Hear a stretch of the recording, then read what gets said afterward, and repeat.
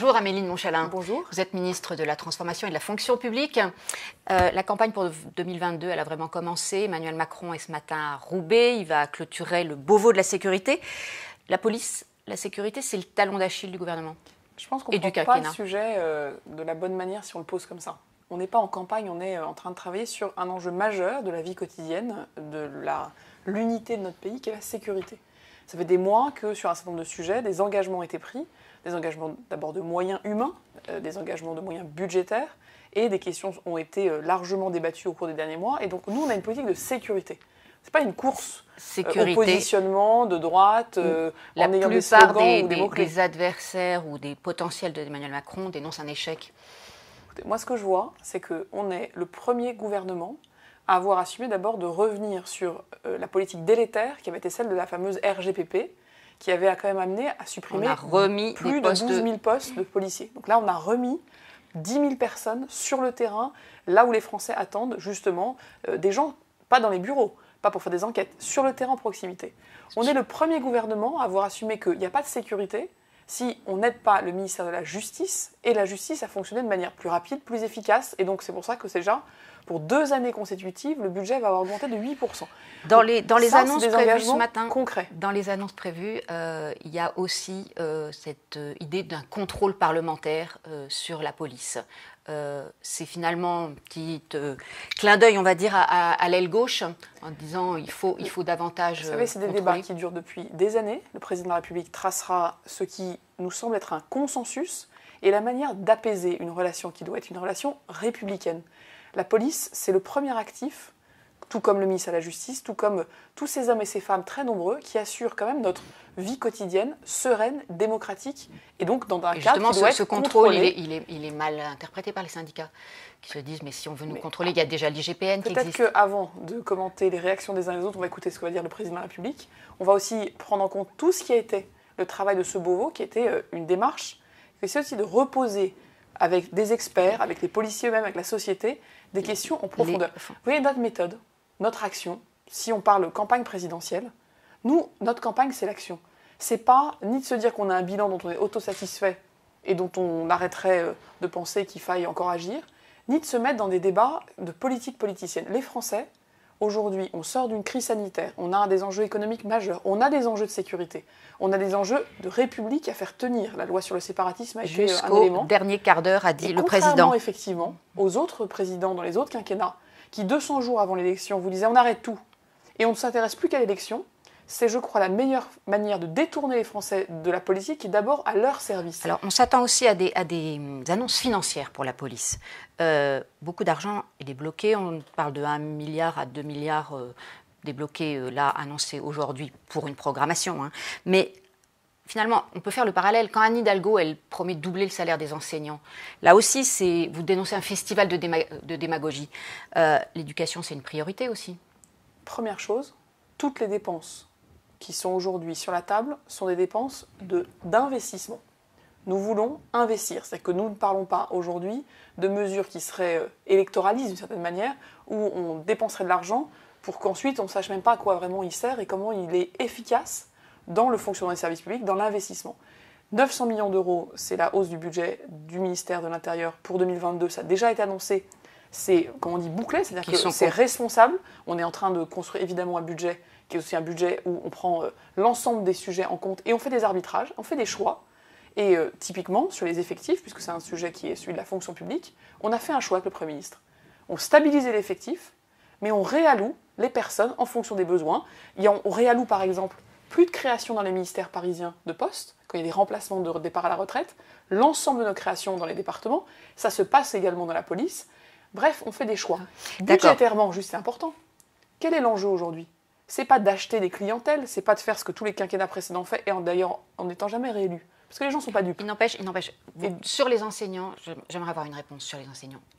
Doubler le salaire des enseignants, vous avez dit, c'est un festival de démagogie. Et bien sûr que c'est Parce que quoi, c'est pas réaliste ou simplement c'est pas votre Parce que si c'est la seule politique éducative qu'on a pour la France, parce que quand on a écouté Mme Hidalgo, la seule chose qu'elle a dit sur l'école, c'est qu'il faut doubler le salaire des professeurs.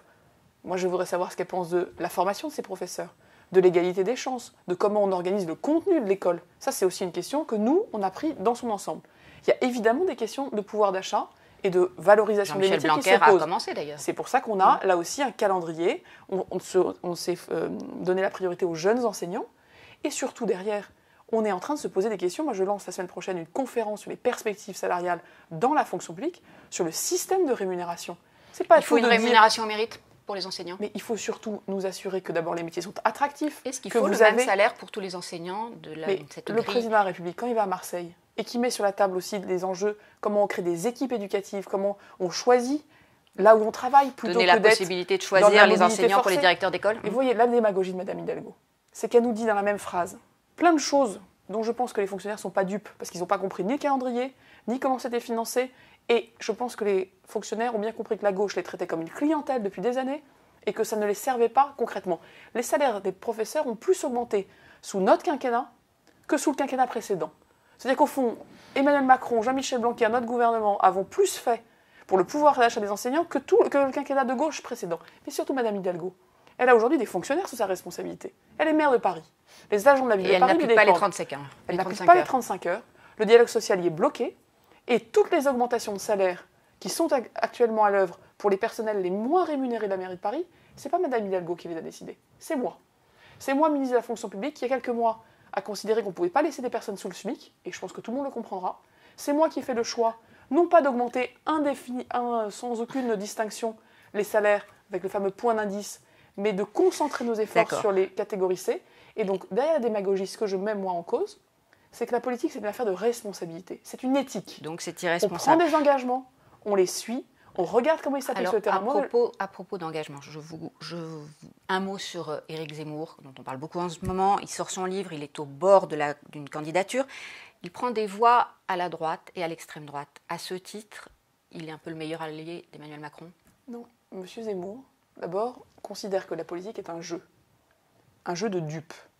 Moi, je pense que c'est dangereux. Je pense qu'il est en train de ramener le débat sur des sujets qui sont en train d'abaisser le débat public, qui éloignent aussi le débat de sujets qui sont au cœur de la vie quotidienne. Vous savez, j'ai fait un débat avec Éric Zemmour au mois de mars. Et on a eu un point de différence très fort. Moi, je lui disais, la politique, pour moi, c'est de s'occuper de la vie quotidienne, c'est d'avoir des résultats, c'est de faire ce que je faisais et que je fais toujours depuis un tour de France de 23 départements, 13 régions. Donc c'est un festival de démagogie aussi ? Oui, mais allez voir sur le terrain ce qui change dans la vie des gens. C'est pas de lancer des anathèmes, des polémiques, des sujets clivants et de se dire qu'on existe. C'est pas ça la politique. C'est pas de prendre en otage le débat public, alors que les Français attendent, je crois, aujourd'hui. Il prend en otage le débat public ou il le pose sur la table à sa façon ? Mais quand je vois encore ce matin qu'il nous dit que voilà, il est dans l'ambiguïté, que ça sert son intérêt, mais c'est pas un jeu la politique. On est là quand même à nouveau, et c'est une éthique de responsabilité. De quoi notre pays a besoin ? Qu'est-ce que les Français attendent ? Comment sur le terrain la vie quotidienne change ? Si elle n'a pas assez changé, et c'est mon rôle de ministre de suivi, vous voyez, de la transformation publique, sujet par sujet, donc il y a ce côté ingrat aussi de la politique, ou en tout cas gratifiant, mais c'est du travail, c'est pas de la posture. Et nous, ce que nous considérons être notre bilan, c'est l'action jusqu'au dernier moment. C'est ça la politique. Et si c'est différenciant dans le débat politique, je peux vous dire qu'on va clamer et qu'on va assumer et qu'on va mettre en avant cette différence. Parce qu'aujourd'hui, on a quand même un enjeu dans notre pays, c'est la participation démocratique. L'abstention massive. Est-ce que vous pensez vraiment que les gens vont aller voter s'ils ont l'impression que le débat public n'est qu'une question de gens qui se parlent entre eux de sujets qui les concernent de loin ou qui n'ont pas de conséquences ensuite dans leur vie? Moi, je pense que si on fait ça, c'est une grave erreur. À propos d'actions concrètes, et la crise sanitaire c'en est une, les sanctions, elles commencent à tomber dès demain pour les personnels des hôpitaux ou des EHPAD qui refusent la vaccination. Faute de personnel, une désorganisation est-elle à craindre? Vous savez combien de Il y a déjà des opérations qui sont vaccinés aujourd'hui? 97%. On a fait des études. Oui, mais les 3% qui restent désorganisent. On a 1% aujourd'hui de personnel qui disent ne pas vouloir se faire vacciner. Donc c'est un faux problème. Notre enjeu, c'était d'abord de mener une campagne de vaccination. Et ça a marché. Aujourd'hui, les agents publics, les fonctionnaires, sont vaccinés à plus de 90%. Donc ça veut dire qu'on est en train aujourd'hui d'avoir gagné ce qui était notre ambition. Il n'empêche qu'on entend des hôpitaux déprogrammer des opérations. Il y a un début de désorganisation, le mot est peut-être un peu fort, mais il y a aussi un enjeu, qui est un enjeu comme l'ensemble d'ailleurs des secteurs économiques de notre pays, de recrutement. Nous avons aujourd'hui on fait appel à l'intérim. Nous avons aujourd'hui des postes ouverts, des postes financés, des postes bien financés d'ailleurs, parce que les revalorisations salariales du Ségur sont maintenant totalement effectives, et où nous cherchons des hommes, des femmes, pour venir prendre ces postes. Ça veut dire qu'on est en train de former massivement des infirmières, des aides-soignantes. On a mis en place de l'apprentissage. On en verra les résultats. C'est des formations qui durent 6, 9, 12, 18 mois. Mais donc aujourd'hui, effectivement, on a des enjeux de recrutement. Mais je tiens à dire que sur la vaccination, contrairement à ce qu'on a pu entendre, notre objectif, ce n'est pas un plan de sanction, c'est un plan de vaccination. Et ça a marché. Donc on va continuer. Il y a des gens qui doivent avoir leur deuxième dose. Il y a évidemment des gens donc, pas d'inquiétude immédiate sur le fonctionnement des hôpitaux. Mais on va d'abord accompagner. On a mis des moyens. Et on va surtout s'assurer qu'il n'y ait pas d'abus de personnes qui pourraient venir travailler et qui ne sont pas là. Et surtout, on va continuer. Il y a des contrôles dès demain qui se mettent en place. Évidemment, et on va surtout, je le redis, continuer à massivement investir pour recruter. Notre hôpital aujourd'hui, c'est plus un enjeu de ligne budgétaire, c'est un enjeu de moyens humains.